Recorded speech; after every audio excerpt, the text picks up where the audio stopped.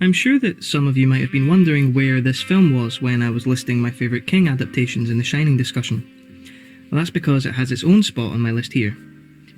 With the screenplay written and the movie directed by Frank Darabont, the film stars Tim Robbins and Morgan Freeman in the lead roles of Andy Dufresne and Ellis Boyd Redding, or Red, respectively. Despite pleading his innocence, Andy is found guilty for the murder of his wife and her paramour, and he is condemned to 2 life sentences, one for each victim, to be served at Shawshank prison in Maine. Andy is a young man of a wealthy background, being the vice president of a bank, whilst Red is not so fortunate. When Andy arrives at the prison, Red has already served 20 years of a life sentence, and has applied for release on good behaviour several times, without success. The prison is immediately established as a very hostile environment. We see the new batch being judged and intimidated upon arrival, with inmates even placing bets on who of the new stock is going to break emotionally and mentally first. Red is the bookkeeper of these wagers and places his cigarettes on Andy. He also handles requests for items that are to be smuggled in from the outside. He's trusted by many in the prison and is generally well respected. We see the guards' hostility towards the newbies quickly as well, with one guard administering a beating to a fresh fish who asks when they are next scheduled to eat. These beatings are handed out for such disobedience quite often, we find. Later, another of the new arrivals is brutally beaten to death by Clancy Brown's sadistic Captain Hadley for little in the way of actual disobedience. And so it's established that this is a real shithole. And once Andy proves he's surprisingly resilient and uses his wits and skill set to earn the respect of the prison warden, as well as earning certain liberties for himself and his friends, he finds that prison isn't actually so lonely after all.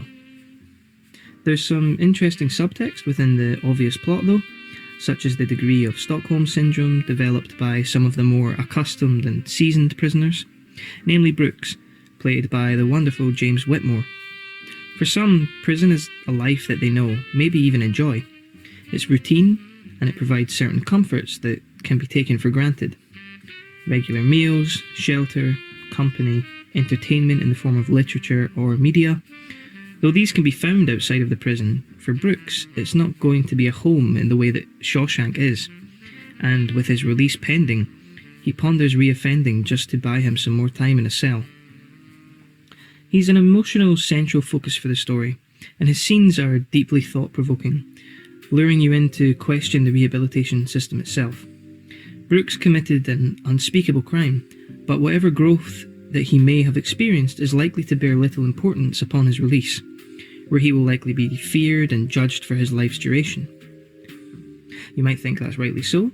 There's always a chance he could reoffend, and he gave up those liberties when he did what he did.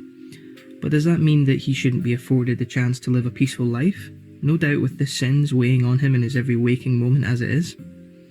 Should we be surprised when a rehabilitated individual, commits crime again so that they may return to their friends and comforts within their compound? It's a question the movie will have you pondering, and Darabont absolutely sticks the landing with his direction. The soundtrack to this, composed by Thomas Newman, might leave you hoping for a bit more, particularly in the first half where there are a few notable tracks.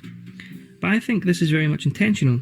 The world is presented in a very matter-of-fact way. It feels gritty and lived in and devoid of pleasure that music may present. This means that when music is utilised in the film, it's done so diegetically and only to advance the plot. When Andy harasses the government with endless letters, they provide funds and resources to expand the prison's facilities, including the library. Andy discovers in these donations recordings of Mozart's opera The Marriage of Figaro, and the attention for the first time in the movie shifts to music.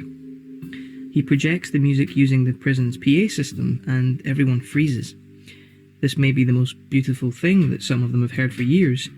In fact, Red almost states that word for word.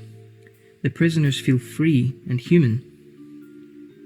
This poses the question, would the efforts of rehabilitation be more fruitful if the prisoners were treated with greater civility?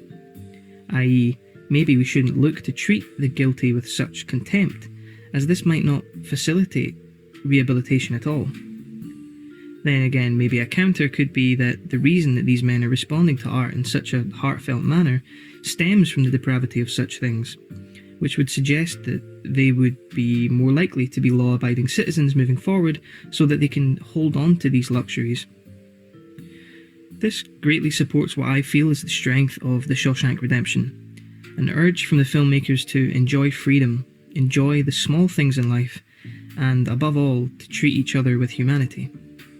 All of these men are dangerous, yes, assuming that they're guilty of their crimes, but they're still very much human, and this film reminds us of that. Morgan Freeman is a standout here, in what is considered by many to be his greatest performance. His performance alone is almost worth the price of admission by itself.